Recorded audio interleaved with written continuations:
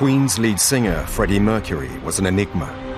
There were two Freddie Mercurys. There was the Freddie that the whole world knew from the stage, the performer. But there was this person who could not walk into a room of strangers on his own. Didn't have that self-confidence. Loved by millions, behind the powerful performer was a unique and sensitive man who struggled with crippling insecurities. He needed to have people around him. He was lonely. He did need attention. The more you let down, the more you hurt. I feel I'm walking around with scars all over the place. I think I couldn't take another scar. In this program, renowned psychiatrist Dr. Bob Johnson is going inside the mind of music legend Freddie Mercury. Freddie Mercury was a multifaceted character that few really got to know. I'm going to explore his personality to uncover the man behind the masks. From his early life in Zanzibar as a young boy named Farooq Bulsara. He was very shy, extremely shy. I mean, you could see him struggling inside. To being sent to boarding school in India. To see your mum and dad only once a year from the age of 8, I think is hugely traumatic. From fleeing a revolution. Freddie's family ran with the clothes on their backs. To finding himself in a quiet English suburb. And London was where he dreamed of being. His relationships with men are well known. And right next to the bunk bed was a bare-chested Rock Hudson photograph. I said, Farooq, what the hell happened to Sophia Loren? But the love of his life was a woman. She's my common-law wife. We believed in each other. So who was Farooq Bulsara? And why did he feel the need to create Freddie Mercury? It's like Clark Kent going into a telephone box and going, Freddie Mercury! Freddie Mercury was this character that he played out all his life. My character's built up of all kinds of ingredients. That's another side of me.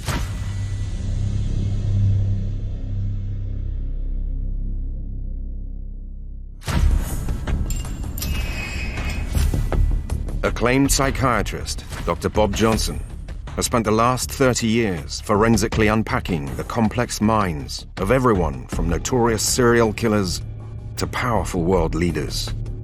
He was a lead psychiatrist at HMP Parkhurst and head of therapy at Ashworth Special Hospital.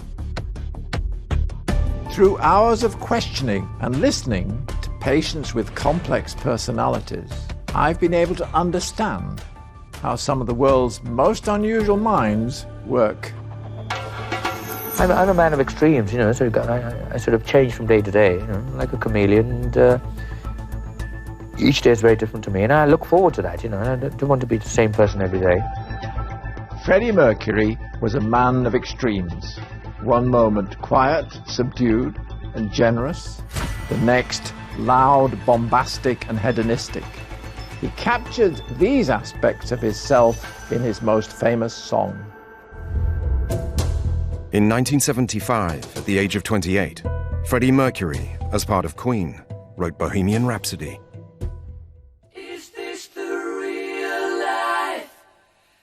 With its quiet piano verses, followed by heavy rock and operatic sections, the 6-minute opus would catapult the band from modest success to sell-out stadiums.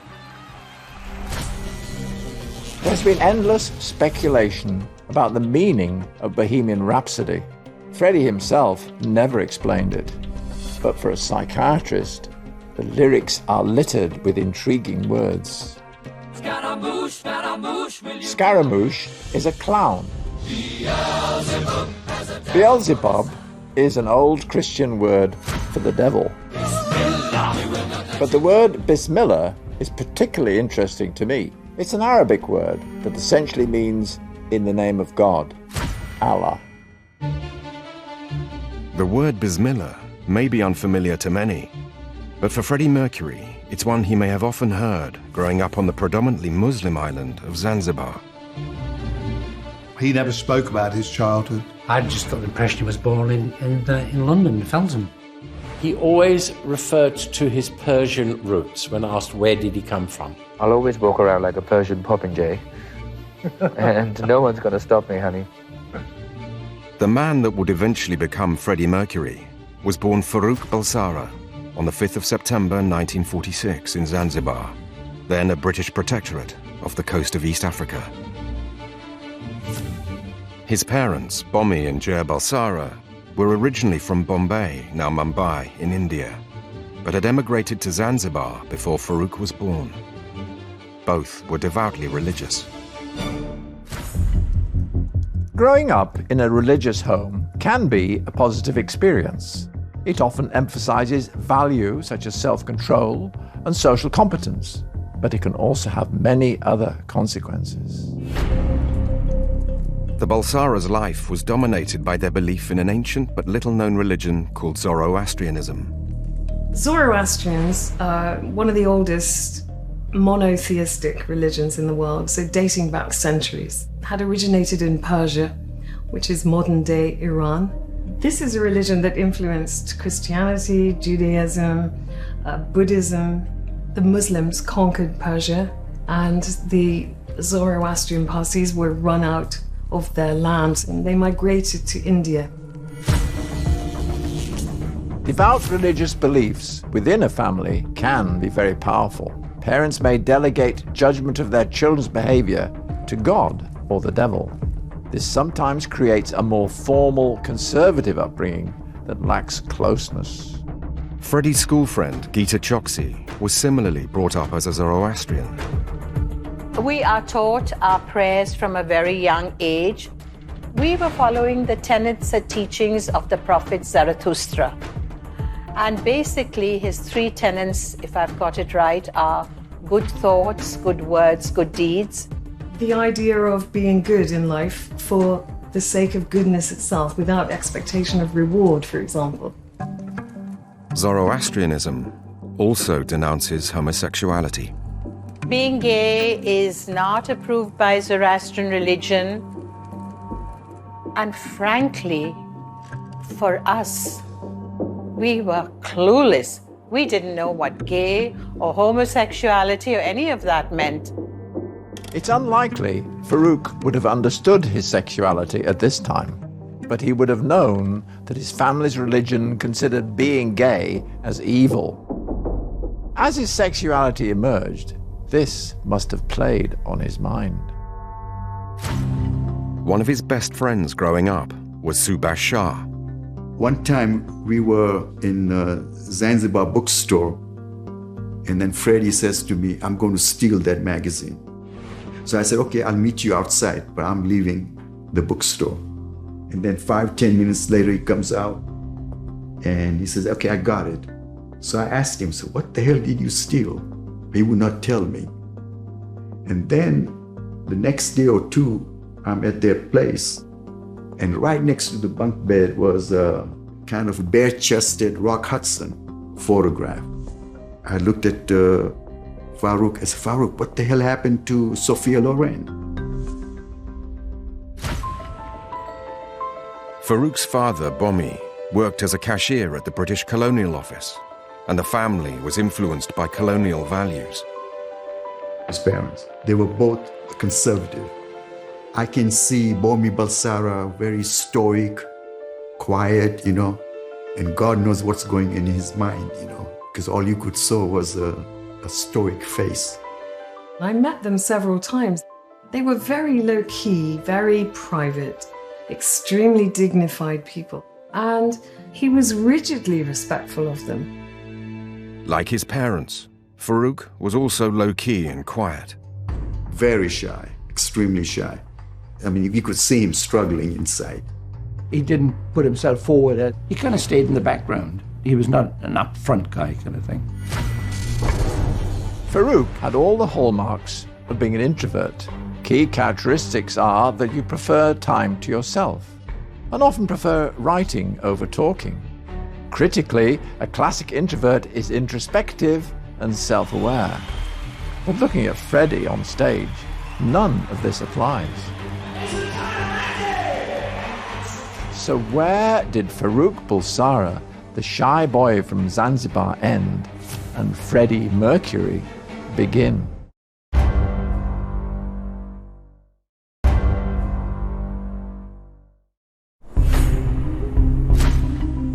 Acclaimed psychiatrist Dr. Bob Johnson is analyzing the mind of music legend Freddie Mercury, born Farouk Balsara.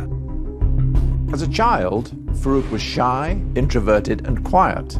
By unraveling his mind, I want to know what turned him into the charismatic persona that was Freddie Mercury. Farouk Balsara grew up on the small African island of Zanzibar, dominated by his parents' religious beliefs and the impact of British colonialism. The Farouk Balsara that I knew was the one who was, germinating.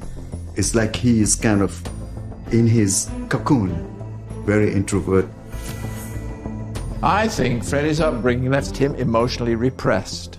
Repression is a psychological defense mechanism that hides away certain thoughts, feelings, and urges in order to minimize anxiety. These feelings are then bottled up in the mind. But Farouk eventually discovered an outlet for this energy. He became alive through music. Because I remember in Zanzibar, we went to a beach area, and one of our class had a tape recorder and started playing the song Twist. And next thing I know, Farouk is on the beach, twisting away like crazy. And then to my surprise, you have all of the female classmates formed a circle around him. That's when you saw him. He's an introvert. You could not get conversations out of him. But when it came to music and everything, this was totally another being. Expression is the opposite of repression. It allows someone who is bottling up their emotions to release these feelings. It can be incredibly powerful. When he was 8 years old, Farouk's parents decided to send their son to an English-style boarding school nearly 3,000 miles away in India. It was a journey that could only be made by boat. His friend Subhash later went with him. All of a sudden, you're leaving a small island, and now you are in a ship and going to India. The ships in those days moved very slowly, so it took 10 days. And to keep our sanity, we played ping pong like crazy. Being sent away by his parents at the tender age of 8 inevitably had a devastating impact. At birth, the brain is the most underdeveloped organ in your body. Any serious trauma, such as a sudden separation from parents, causes physical changes in the structure of the developing brain. It damages a child's ability to process emotion.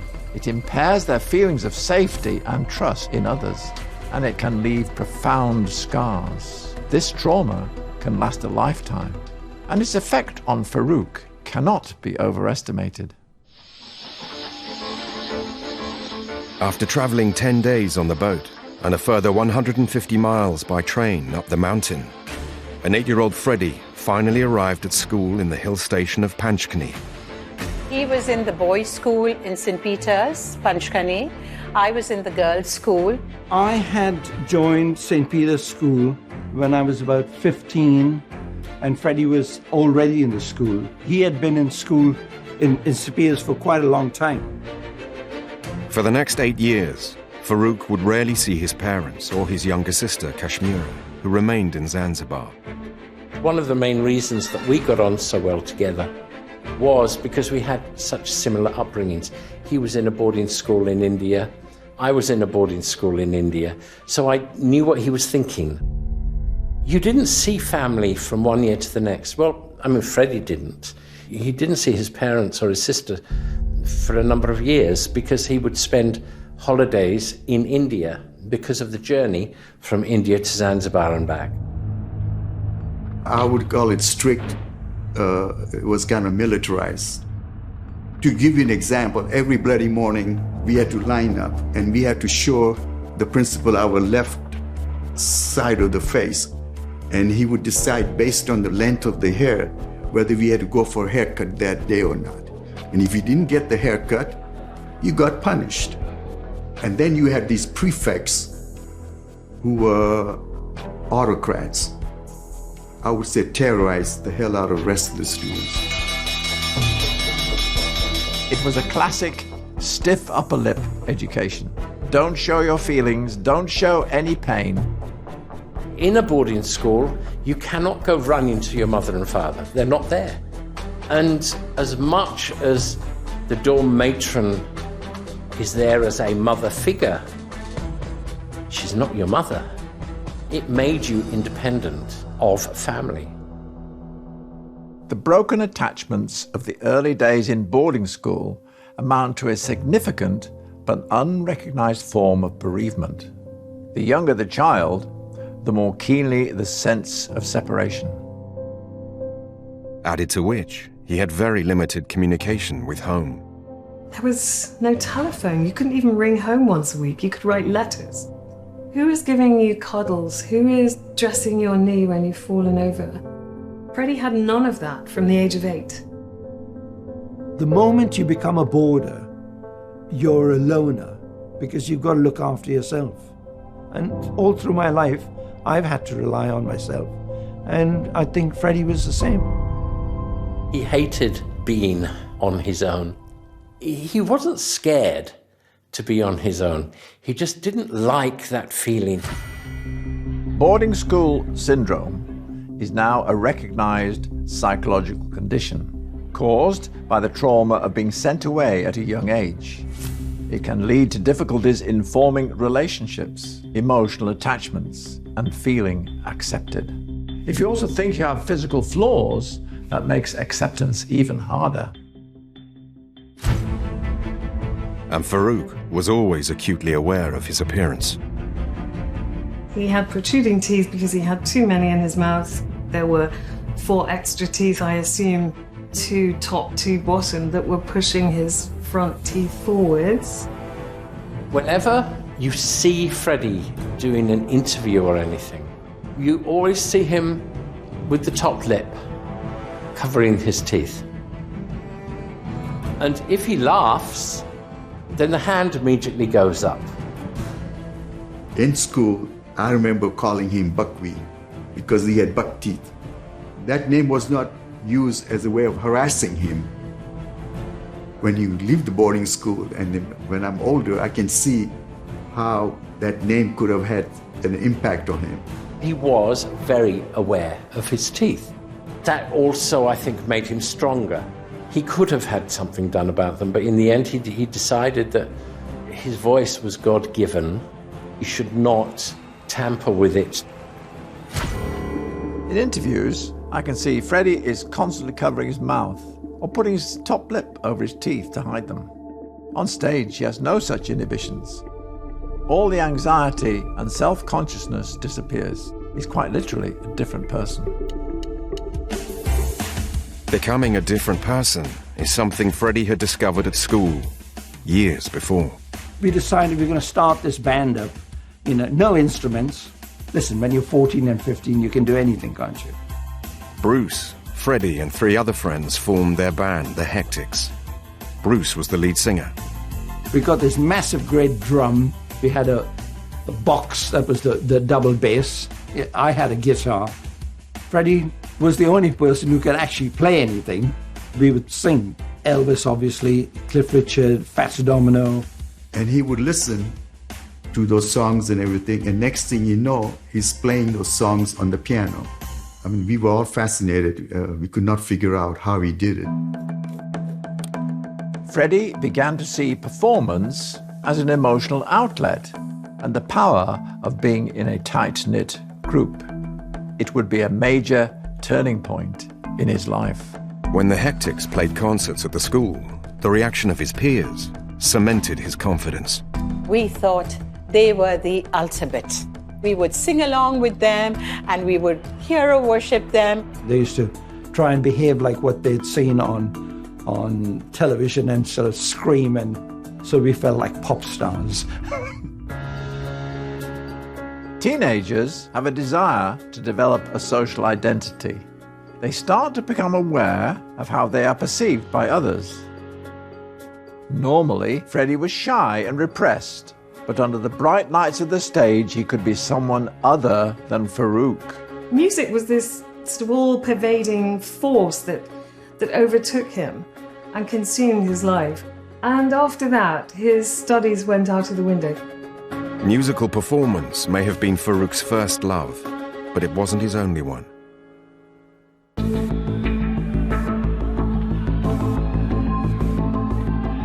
You had to play sport.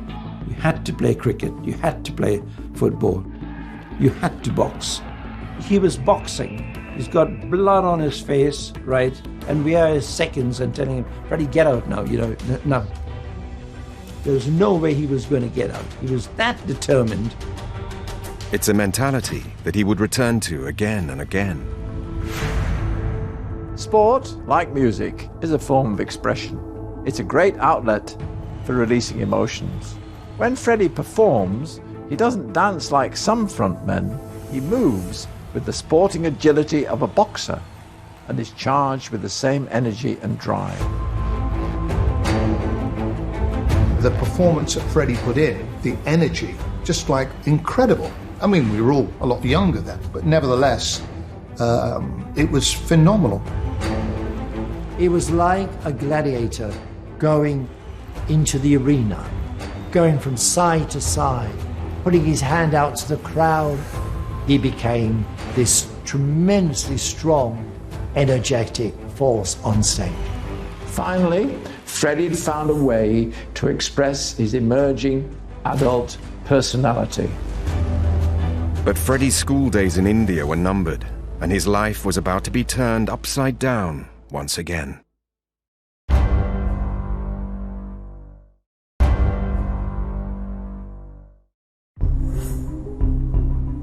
Renowned psychiatrist Dr. Bob Johnson is going inside the mind of Freddie Mercury. I want to find out how a shy boy from Zanzibar became one of the greatest rock and roll frontmen of all time. January 1964.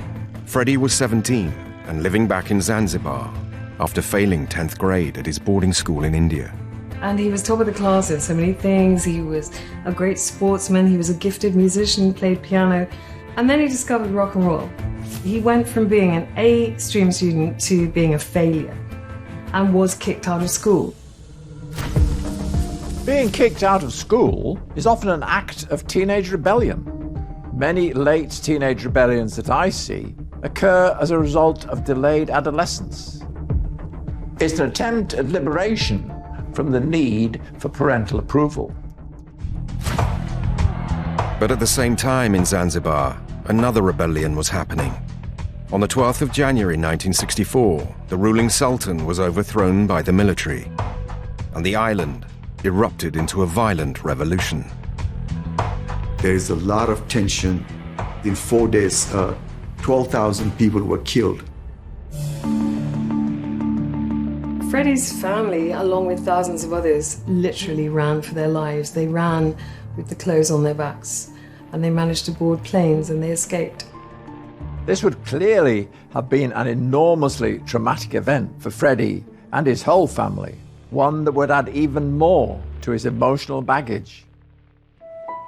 Freddie's family fled to London. From then on, he hardly spoke about his past. Why did he never speak about it? Can you imagine what a trauma that would have been? The trauma that you want to leave behind. You've left your entire personal history halfway around the world in an African territory to run for your life. Subhash was one of the people that Freddie left behind. Once his family moved to England, I come to America in June of 64. From 64 to 68, I would write him a letter once a year. He never answered me. Freddie Bulsara had learned time and time again that leaving and never looking back was a survival technique. He thought this was an essential part of getting through life. Don't go back to Zanzibar, to India, to any of it. It's gone. That's the past. And he was like that in relationships as well. He would cut people off. Zanzibar was the place where Farouk Bulsara had led a shy and parochial life. 60s London was the environment from which Freddie Mercury would emerge. And London was where he dreamed of being. Once he arrived, he didn't want to think of small town anymore. Well, London was the centre of the world at that time. The centre of fashion, music, art, cinema. The family settled in suburban Feltham, Middlesex. Freddie's father, Bommy, he got a job as an accountant. They calmed down in the world. This was quite lowly for them. Mum went to work in Marks and Spencer. Freddie's parents had high hopes their son would also find a respectable job. Anybody from Asia became an accountant or a shopkeeper. But Freddie had other ideas, and at the age of 20, he signed up to a graphic design course at Ealing Art College. What happened with Freddie at college, as far as I can see, was that the core of what Freddie was later to become started to grow. The creative disciplines that Freddie learned at college, he applied to every aspect of his later-to-be persona and his skills as a writer. It was at Ealing that Freddie Bulsara consciously started to create Freddie Mercury. His motivation was simple. He had never felt validated as Farouk, so he looked for an escape by becoming somebody else. This kid from Zanzibar who's come over to England, he wanted to, have this identity and to just create this new life in a way. That's why he became Freddie Mercury. It was this character that he played out all his life. Freddie then became obsessed with one artist in particular, Jimi Hendrix. Hero worship for young people can be incredibly powerful. This was particularly true in the 1960s when rebellious stars were flourishing. He was devoted to Jimi Hendrix, and even when he was still a student, an art student, he adopted that manner of dress, flamboyant shirts, prints, scarves, and the trousers, and he was always sketching Jimi Hendrix. Being able to understand that you could deconstruct creativity and taking all the elements of it, you could actually consciously build something, and maybe it occurred to him that he could do the same thing with himself. It's like a pent-up tiger, really. He was just wanting that chance to show the world what he could do. Bit by bit, Freddie Bulsara was creating the alter ego of Freddie Mercury.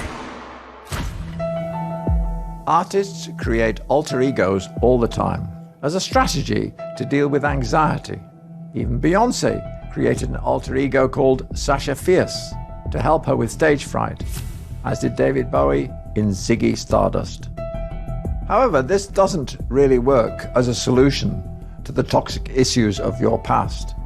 It does nothing to ease your inner struggle, nor solve the problems of who you are. The more you strive, the less you actually gain. This is key to understanding the character of Freddie Mercury that Farouk Bulsara created. My character is built up of all kinds of ingredients, and that's another side of me.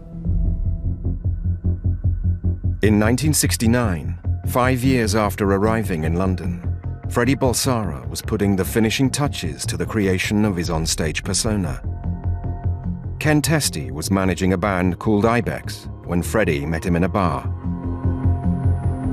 And I'm going to change my name. I'm going to be Freddie Mercury.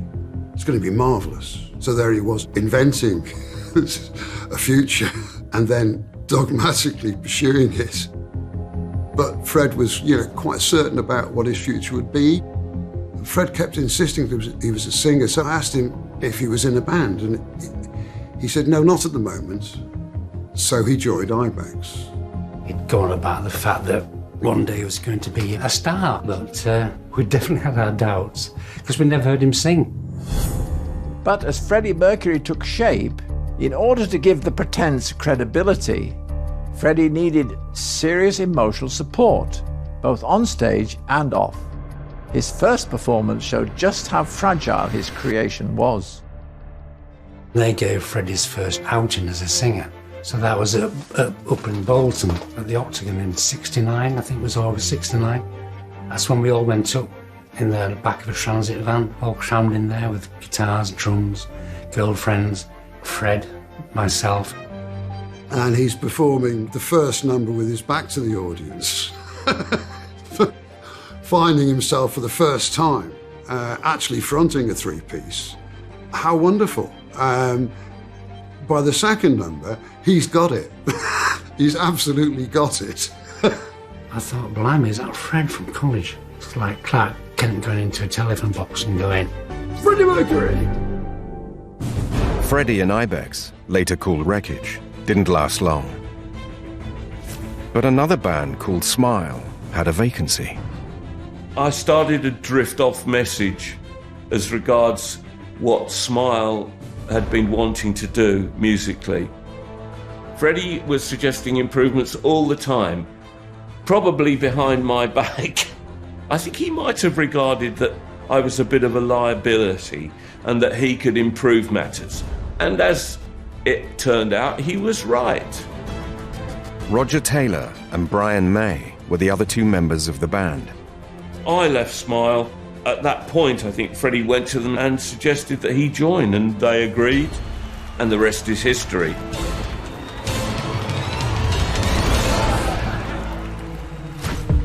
One cannot underestimate the importance of Brian, Roger, and later John Deacon's role in breathing life into and nourishing Farouk Bulsara's new persona, Freddie Mercury. Without the band around him, supporting him musically, but also emotionally, his new alter ego might have crumbled. Couldn't do anything else. So if you take the other members of the band, Brian, the astrophysicist, the great scientific career ahead of him, Roger Taylor, the trained dentist, John Deacon, the engineer, Freddie had nothing else. He couldn't do anything else. If I didn't do this, I don't have anything to do. You know, I can't cook. I'm not very good at being a housewife. Freddie soon started to mold the band into his own identity and brand. He changed their name to Queen, an idea he had come up with years before at college. This was a completely new chemical reaction, and it had to have a new meaning and a new title and everything, so that we felt fresh. The name Queen certainly went along with his notion of this kind of pompous, in-your-face presentation that would become his trademark. The brilliance of Queen, from a musical point of view, is obvious, but it was also brilliant psychologically. In Queen, Freddie had joined a group of individuals that he loved and loved him. But crucially, he had also been able to create a brand for his new persona. Some magic happened, some sorcery occurred. They were greater than the sum of their parts. They were all really beautifully fine-tuned, fine balance combination not only of people but talent. So I think Freddie could not have been Freddie had he been in any other band. It was just one of those perfect things that happen on the planet. Queen, and the strong emotional friendships he had developed, felt a million miles away from his past in Zanzibar. For the time being, he felt safe. But the safety and security that Freddie enjoyed in the early days of Queen would soon be broken apart.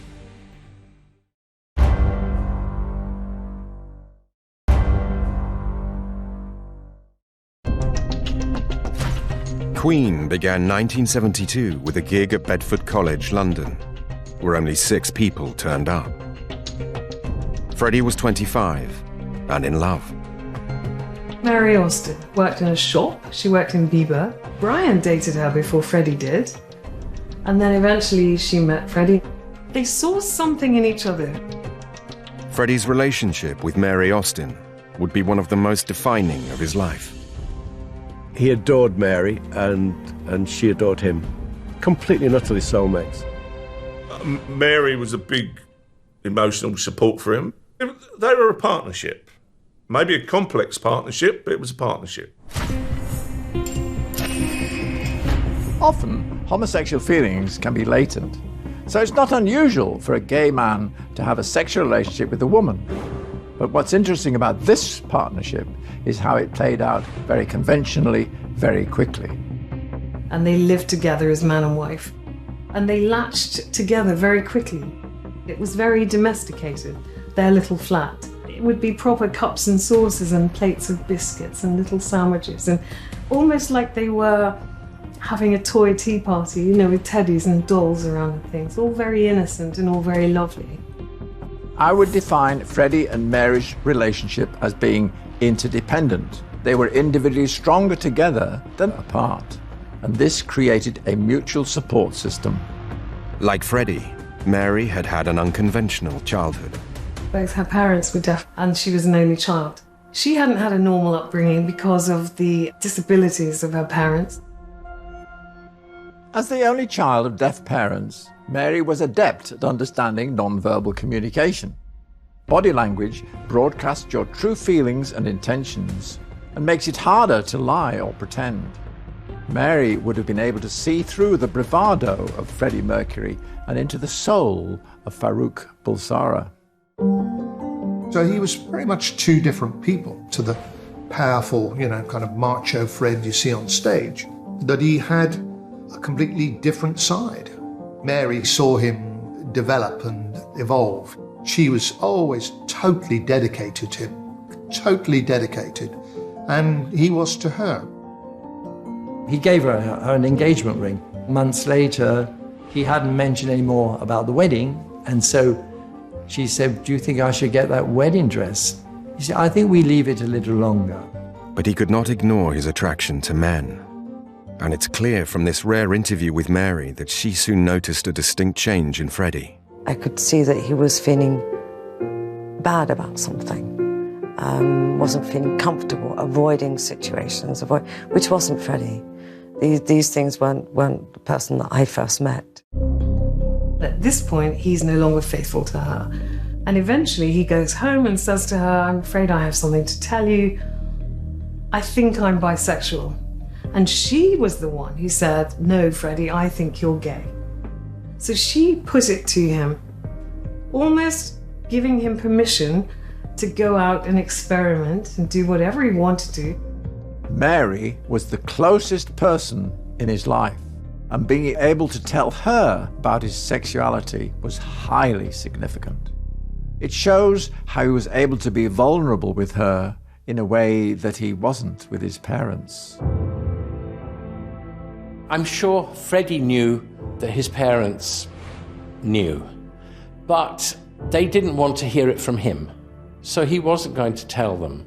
Obviously, his lifestyle didn't fit with their religion.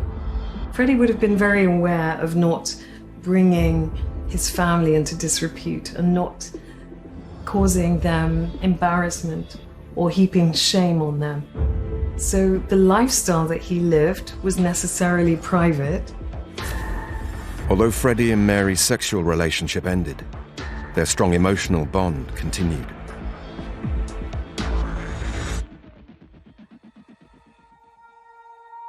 He would never let Mary go. And when the money started coming in, he bought her a lovely flat overlooking the house. From her bedroom, she could see the house where he lived, and she could see him, and he could see her. She's my common law wife. We carry on now like we were married. Marriage is a term for other people. We believed in each other, and fuck everybody else. 1978, New York. 6, 5, 4, 3, 2. Queen had just released Don't Stop Me Now and We Are the Champions, both written by Freddie Mercury. At 31 years old, he finally had success and money, but he had also discovered sexual liberation. By this time, they're very famous, and Freddie goes, "Right, now I'm going off to New York to have a different life."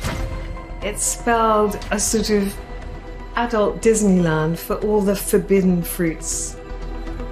Also, there weren't the prying eyes of the press, the tabloids. Freddie threw himself into New York's gay scene. I was caught up in, being successful and being a star and all that, and I thought, this is the way a star behaves or whatever. Now I don't give a damn. I don't give a damn. I just, I want to do things my way and I want to have fun. In the same way that his repressed emotions had exploded in his professional life through music and performance, they were now about to explode in Freddie's personal life.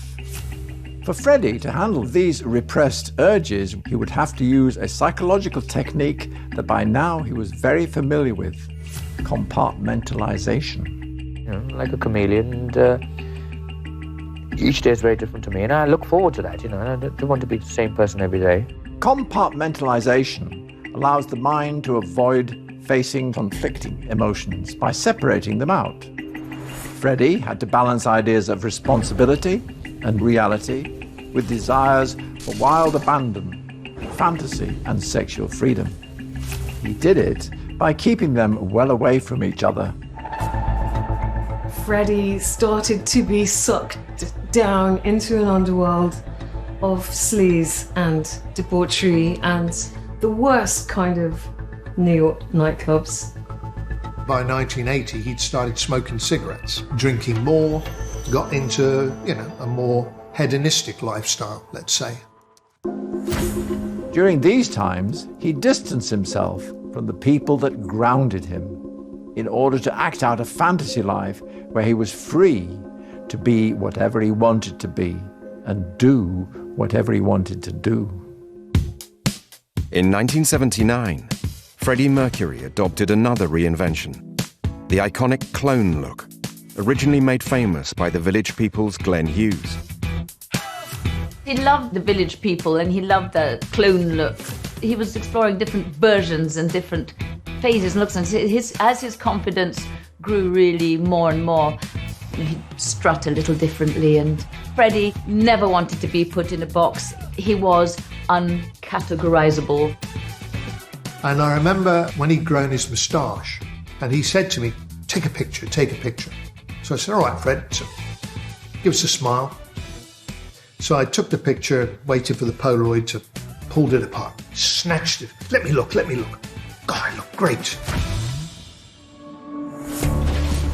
The character Freddie Mercury was now inhabiting, completely unrecognizable from Farouk Bulsara, Freddie was in danger of losing himself and succumbing to the vices of his avatar. Towards the end of 1981, Queen were at the height of their powers. 80-81 was that magic point when they were the biggest band in the world. With the success comes the pressure. They met in Munich to record a new album, but their prior camaraderie and togetherness had fractured as four intelligent and creative individuals started to pull in different directions. In the studio, it became a little harder. It was like, well, you can't even get them all in there at the same time. Where's Roger? Well, I think he's gone to Cairo. Freddie drifted away from Roger, John, and Brian and decided to record a solo album called Mr. Bad Guy. Only he found it hard without the band. The time has come, I'm 38 years old and I thought I'd better do it before I pass out. I think it was a very challenging time for him. Once he got into, writing everything, playing most things, singing everything, he realized the workload. He really needed Queen. Because the thing is, Brian would give his magic sound, and Freddie wouldn't have to ask for it. He had to work much harder on Mr. Bad Guy than he thought he would. By now, Freddie had become inseparable from Paul Prenter, who was part of Queen's management team. He was always with Freddie to the bars, to the clubs, to take him wherever Freddie wanted to go and make sure Freddie had everything he wanted. Their close bond had increased tensions within Queen. At this time, Freddie's partying and sexual appetite was at its most prodigious. Mr. Bad Guy had also become a persona. The persona of Mr. Bad Guy was extreme and isolated Freddie from those that loved him and gravitated towards those who endorsed his hedonistic behavior. Freddie would basically do anything with anybody. He even said it himself, you know, I've got a huge bed and it can fit everybody and everything, darling. And I went into the sitting room and lo and behold, there was Freddie on the floor, stark naked, with 3 young men, totally naked, and this German actress who was also naked. And Freddie looked up and just said, would you like to join us? Do you have hobbies? I am not. Yeah, a lot of sex. The character of Freddie Mercury was becoming a liability rather than an asset, and he was starting to lose control. As the excesses got worse, so did his fear of being alone. I got a call from the Queen office and they said, would you take something back to Munich? And I said, what is it, videos, English sausages, you know? I said, no, it's Fred. He wouldn't travel on his own. Always had to be somebody with him. He was lonely is the right word. He did need attention. You could be so loved by so many thousands of people, yet you could be so lonely. Like many people who are lonely, he fantasized about a romantic soulmate. But at this stage, he was incapable of sustaining a relationship. So the quest to try and make the fantasy a reality led to ever more pain. I don't trust anybody, because they've let me down so many times. I feel I'm walking around with scars all over the place. You know? I think I couldn't take another scar. Funny thing is, like, I created the monster. I can understand why he said, David, I created a monster, and that's why it's so hard for me to find somebody to love, I found. I mean, he tried everywhere, New York, Munich, you know, the world. They would be brief encounters. Now, I'm very hard on the exterior, but very sort of soft-centered. Absolutely, yeah, like a chocolate. Something out of black magic. This self-awareness is arguably what saved Freddie from the monster that he had created. He knew that in order to survive psychologically, he would have to be authentic and capable of being vulnerable again, as he was with Mary. But it's just that I am handicapped, and therefore I have to sort of fight my so-called stage persona.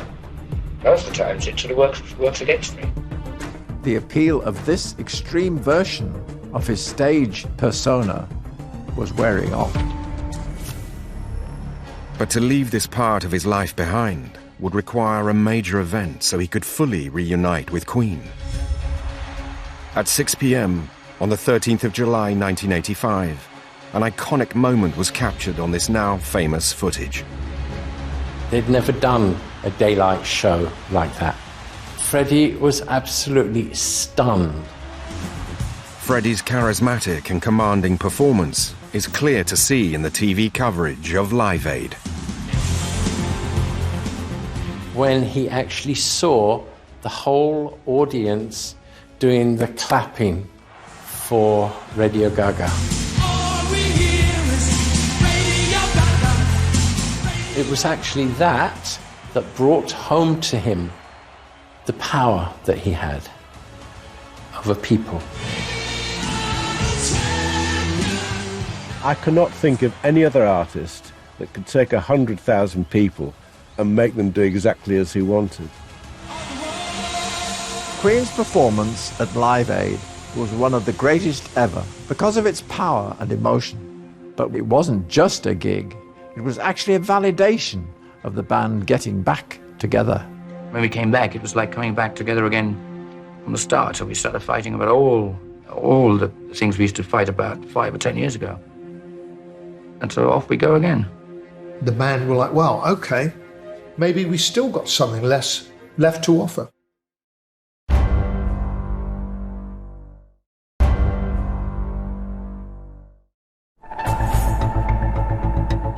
Acclaimed psychiatrist Dr. Bob Johnson is exploring the mind of Queen's legendary frontman, Freddie Mercury.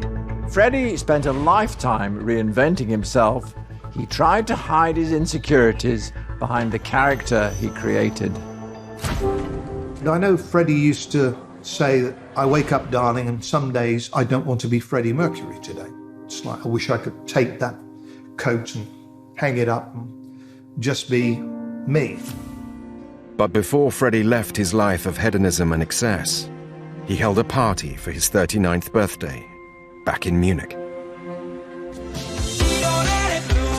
The debauchery was captured in the video for Living on My Own, frenetically shot and edited to highlight the voyeuristic and sexually charged nature of the party. It looked like an orgy. Fabulous party, you know. There was sex going on in the corners. There were drugs. It was just crazy. Not long after the party, Freddie quit Munich for good, quit the wild lifestyle, and moved back to London. As with every other place that Freddie left in his lifetime, once he moved away from that, that was it. He never went back. Leaving and never looking back was a powerful trait that Freddie had learned as a child. But in this case, he wasn't just leaving a place and people, he was also leaving behind the character that he himself had created. It was a profound act of growth and maturity. Freddie moved into Garden Lodge, an 8-bedroom mansion in Kensington, London, that he'd bought a few years earlier. There he found the house, and then they had extensive work done on it so that it was just as Freddie wanted it. He loved entertaining. He loved to have a dinner party at Garden Lodge. There was always a stress level because Fred wanted everything done right, but it always turned out fantastic. That was a big part of his life, was entertaining in the house. His friends was the most important thing to him. Fun, stupidity, sing songs. It was watching telly. It was just normal, playing Scrabble. Scrabble was like World War III. I really believe Garden Lodge was the love of his life. The house, when Freddie was there, had this most amazing feeling.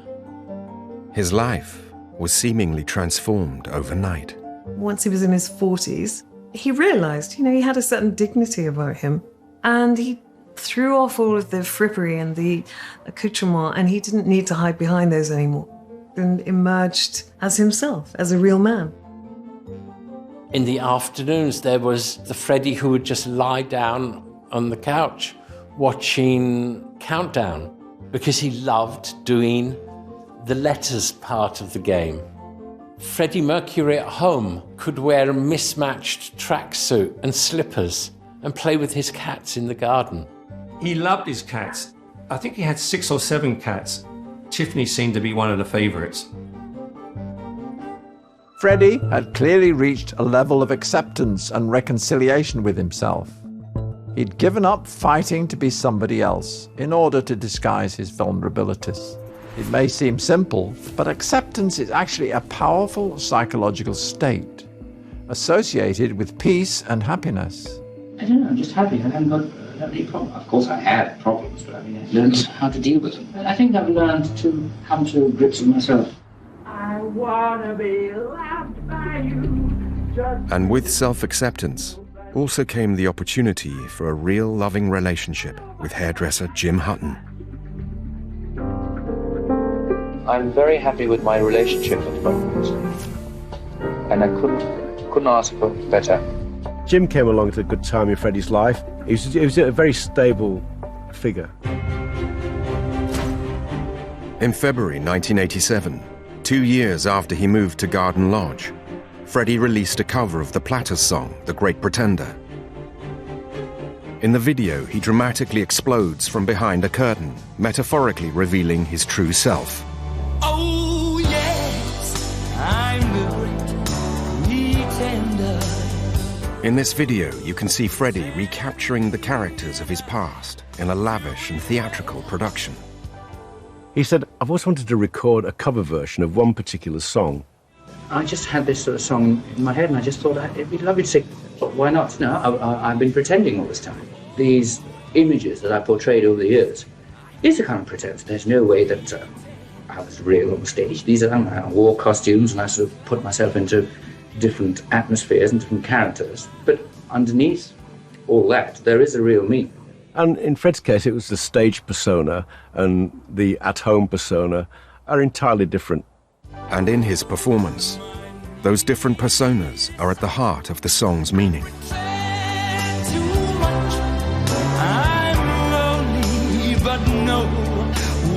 The Great Pretender was one of the most unequivocally self-aware records that Freddie ever made.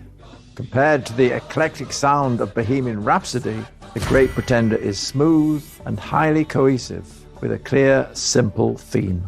It shows his growth, not just as an artist, but also as an individual.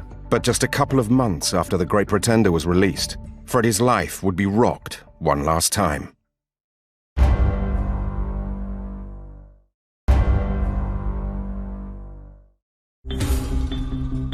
Just 2 months after he released The Great Pretender, Freddie received devastating personal news.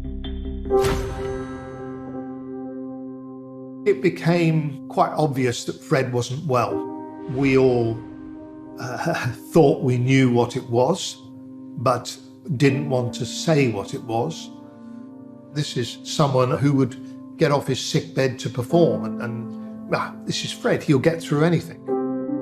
Whatever was wrong with him, he would kind of fix it and survive. But some things you can't fix. He found out after Easter he had AIDS, and he told us in the house within 3-4 weeks. Mary was the first person to know. Mary was still the first person Freddie turned to in a crisis to admit his greatest vulnerability. His entire life had been about escape, but with this tragic diagnosis, he had to come to terms with something that he couldn't escape. When he sat down and told us, what do you say to someone who's basically, he's got a disease at the time which was, there was no cure for it, still is now no cure for it. It was devastating, absolutely devastating. It was just part of his life that he didn't want other people to know about. He didn't even tell the band until 1989. He had 2 years of it without telling them. I was there when he told them I had to leave the room. It was just too sad for me. The reason he never mentioned the HIV or the AIDS in the press was to protect his family. He didn't want the press ringing their doorbell, asking what they felt about Freddie having AIDS. Whilst he may not have discussed it much externally, internally it would have had a major impact. Often people with terminal illnesses experience real purpose in their remaining time, and Freddie was no exception. Although he couldn't escape his impending death, he decided to use it to give himself a final lease of life. A last reinvention that would be his most epic, his most dramatic. He was going to be bigger than the illness, and that's what he did. He was extremely strong, extremely courageous. He knew he was going to die. What's the point of wasting another few weeks being depressed? You just get on with it. He worked harder in those last years than he had done in the years beforehand. And he just knew that this is what I have to do. His final reinvention in 1987 would be a realization of a cherished dream to enter the world of grand opera and sing with one of its true artistic greats. He had a very deep, respectful love for opera, and he saw that as the sort of high point of music, really. He said, even the stars have their stars. Freddie's star was Catalan operatic soprano Montserrat Caballé, and she agreed to collaborate with him. She was a superstar to Freddie, and he was in awe. It's just like a dream come true personally, you see. It means a lot to me because I've finally done something that I really wanted, is to sing with her. It's like blown my mind. The result of their collaboration was Barcelona. In this performance, Freddie clearly finds a renewed energy in singing with his idol. Barcelona, it was the first time that we met. Barcelona. bringing out that as a single had never been done before. There's no template for all this, and it was a very brave thing to do. The semi-operatic melodies display the range and power of Freddie's voice in this grand, dramatic performance. Let the music play. Barcelona suddenly came up completely, swallowed me up. It was like a tidal wave, you know. Over the next few years, Freddie was at his most prolific, recording 4 more albums. Never once heard him saying, well, in 5 years, I'm going to be dead. He never thought on those terms. It's almost like you wake up every morning and you say, thank you, I've got another day. Freddie's work ethic undoubtedly helped him. He could focus his mind on living. This was a man who had compartmentalized his life. Now he was putting aside the inevitable to concentrate on his legacy. Just 6 months before he died, Freddie bravely recorded the video for These Are the Days of Our Lives. As these backstage shots reveal, he wore heavy makeup to hide his frail condition. Shot in black and white, the final video has a lasting and powerful impact. Sometimes I get to feeling I was back in the old days. It's a hauntingly beautiful video. His voice is just so lovely on it. Those were the days of our lives. Everyone, whether you knew him, didn't know him, you just know what that last goodbye is. Freddie, so elegant and dignified. It's probably Fred saying goodbye. Bye, that's it. Show's over. I'm off. I still love you. Endings are never easy for many people. Freddie had had many in his life, but in the past, he had very rarely said goodbye to the people he left behind. This record was significant because it was a very public goodbye. Fred was quite frail then. He'd reached a point where he thought, it can't be of the kind of quality that I like or I'm happy with, then that's the time I have to stop. The mind is an incredibly powerful instrument. When he couldn't record anymore, a large part of his reason to live disappeared. In September 1991, Freddie disappeared entirely from public life. He wanted to be private and just have the people in the house around him, Mary and his family, to visit when they wanted to visit, but he didn't want to see anyone very much.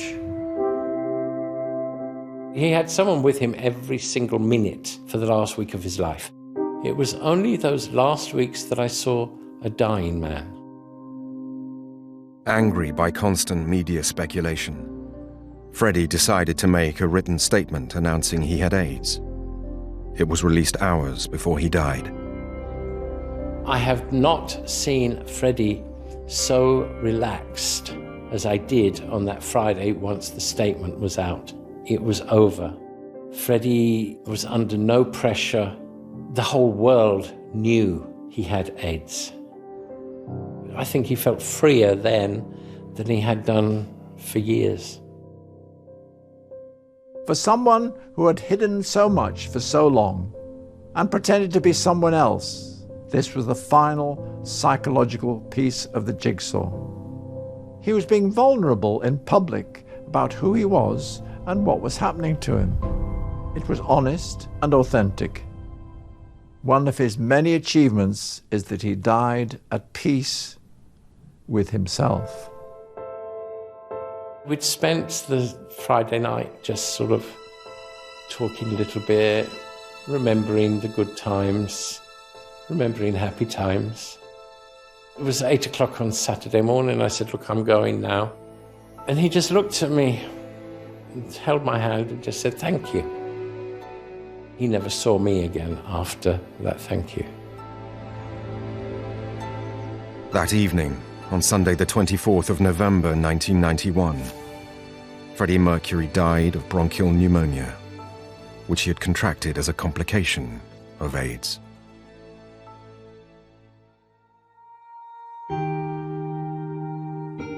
He was an absolute one-off, and he was always going to move on. But it would have always been with quality and style, darling. I feel very lucky and very happy that I was able to call him a friend.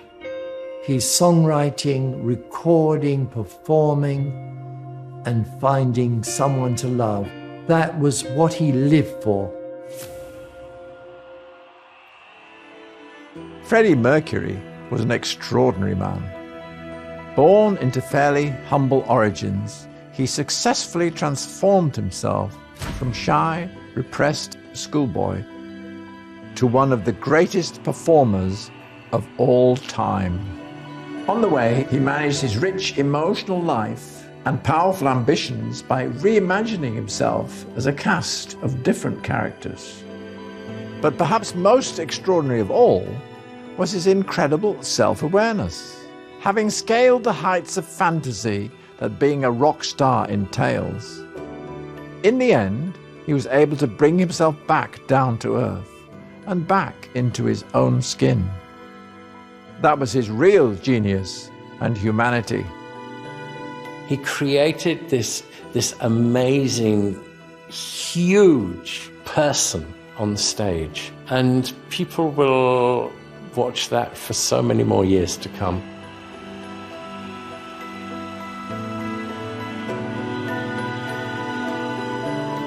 How would you like to be remembered?